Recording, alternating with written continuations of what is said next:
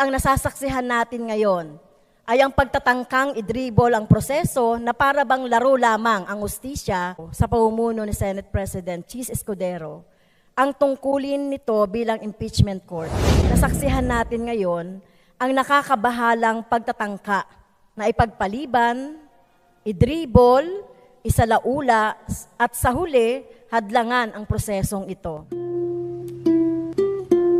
Ginoong Speaker, mga iginagalang kong mga kasamahan sa bulwagang ito, tumitindig ako ngayon sa isang personal at kolektibong pribilehiyo ukol sa isang usaping napakahalaga sa ating mga demokratikong proseso, sa mga mekanismo ng pananagutan na nakasaad sa ating saligang batas at sa tiwalang ibinigay ng mamamayang Pilipino sa atin bilang mga lingkod bayan. Ang proseso ng impeachment laban kay pangalawang Pangulong Sara Duterte ay umabot na sa isang kritikal na yugto. Matapos ang ilang buwang pagtalakay, tinupad ng kapulungan ng mga kinatawan ang tungkuling itinadhana ng konstitusyon sa pamamagitan ng pagpapadala ng napatunayang artikulo ng impeachment sa Senado noong 5 ng Pebrero 2025. Hindi ito maliit na bagay, Sir Speaker. Ito ay isang makasaysayang unang pagkakataon na panagutin ang isang nakaupong pangalawang Pangulo dahil sa malinaw at labis na pang-aabuso sa paggamit ng kabangyaman, tinatawag nating confidential funds. Ang mga pondong ito, Ginoong Speaker, ay mula sa pawis at hirap ng ating mga mamayan. Buwis na dapat sana'y ginamit para sa serbisyong publiko. Ang korupsyon at kalokohang naglustay sa mga pondong ito ay hindi dapat hinahayaang pagtakpan gamit ang lihim, dilim at kasinungalingan.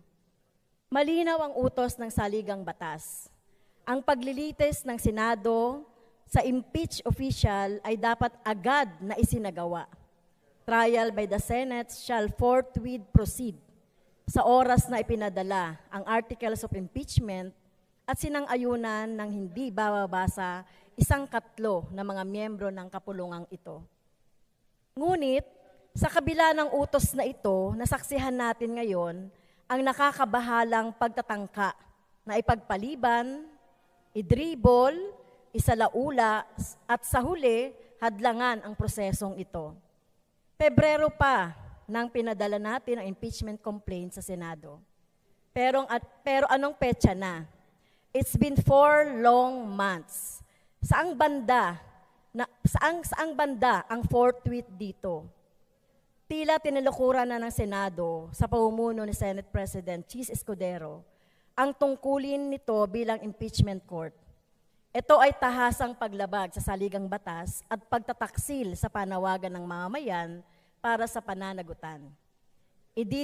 Ididiin lang namin, Ginoong Speaker, na di bababa sa 612.5 million pesos na pera ng mamamayan na dapat ay napunta sa kanila sa forma ng serbisyo, kagamitan o pasilidad sa mga paaralan at ospital ang di nila napakinabangan.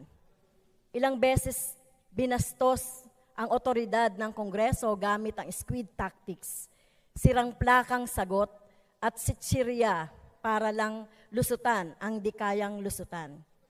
Di natin ito palalampasin. Ginoong Speaker, paalahanin natin ang ating mga sarili at ang ating mga kasamahan sa Senado na maglinaw sa sinasabi ng saligang batas.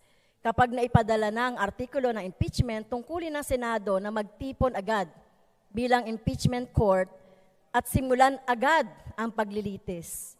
Hindi ito desisyon ng plenaryo ng Senado kung itutuloy o hindi ang paglilitis. Walang puwang sa saligang batas para sa interpretasyon o pagmaniobra upang ipagpaliban ang hustisya. Hindi dahilan ang walang session. Dahil una, ang impeachment ay hindi legislative function. At ikalawa, ang Senado ay isang continuing body na may mga senador pa rin kahit nagkapalit man o bago na ang termino. Ang impeachment ay espesyal na tungkulin at sa makatuwid, hindi ito nakatali sa legislative calendar. Ngunit ang nasasaksihan natin ngayon ay ang pagtatangkang idribol ang proseso na para bang laro lamang ang hustisya at ang pananagutan ay maaaring tawaran. Ang pagkaantalang nito ay hindi lamang technical o procedural na usapin. Isa itong sinadyang hakbang pampolitika, isang hakbang na nagsisilbi sa interes na naghaharing uri kapalit ng transparency, pananagutan at hustisya. Mismong si Pangulong Bongbong Marcos Jr. ay hayagang nagpahayag na ayaw niya nang ituloy ang impeachment na ito. Ang kanyang mga pahayag na humihikayat ng political accommodation at pumipigil sa paglilitis ay nagpapakita ng kawalan ng prinsipyo, pagkatakot sa magiging ganti ng dating kaalyado sa eleksyon at pagkapit sa kapangyarihan. Hindi maitatagong inuuna ng administrasyong ito ang sariling kapakanan kaysa sa interes ng publiko. Maging malinaw tayo, ang usapin ng impeachment ay hindi lang tungkol sa pangalawang Pangulo. Ito ay tungkol sa kung papayagan ba natin bilang mga kinatawan ng bayan na magpatuloy ang impunity sa ating pamahalaan. Ito ay tungkol sa kung pananagutin ba natin ang mga gumagamit ng pondo ng bayan para sa pansariling interes na nagtatago sa likod ng confidentiality habang ang ating mga mamamayan ay naghihirap sa pagtaas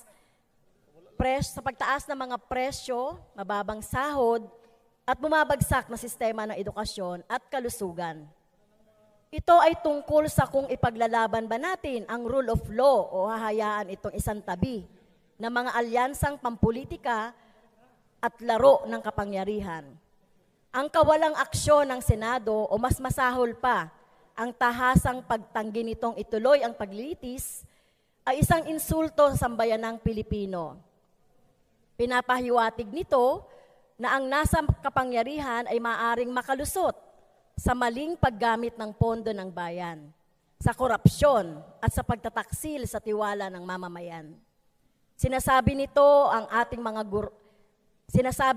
sa ating mga guro, manggagawa, magsasaka at sa lahat ng mga nagbabayad ng buwis na baliwala ang kanilang sakripisyo, na ang kanilang pinaghirapang pera ay maaring aksayahin ng walang pananagutan. Ginoong Speaker, mga kasama, nagampanan na natin sa kapulungang ito ang ating tungkulin o ang ating assignment na ipadala na natin ang Articles of Impeachment.